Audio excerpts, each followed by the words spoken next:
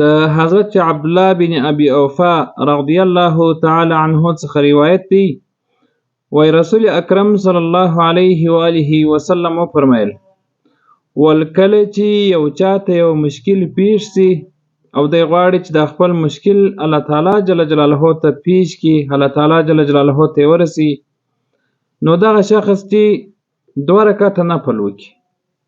د نفلو څخه وروسته چې دا دعا وکړي: لا اله الا الله الحلیم الکریم، سبحان الله رب العرش العظیم، الحمد لله رب العالمین، اسألك موجبات رحمتك وعزائم مغفرتك والغنيمة من كل بر وسلامة من كل اسم لا تدع لنا ذنبا إلا غفرته ولا هما إلا فرجته ولا حاجة هي لك راضية إلا قضيتها يا أرحم الراحمين.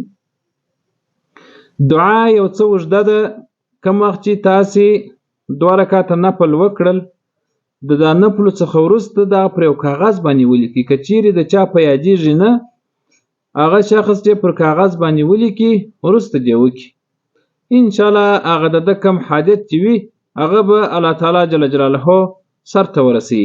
د دې حدیث روایت ترمذي کړی دی او دا د پیغمبر صلی الله علیه وسلم د طرفه څخه او خپل امت ته او مسلمانانو ته یو د حاجت د دعا د غوښتلو طریقه وه. نو که چیرې موږ د الله تعالی جل جلاله څخه یو حاجت غواړو چې حاصل کو، نو دغه تر ټولو ښه او بهتره طریقه ده. السلام علیکم ورحمت الله وبرکاته.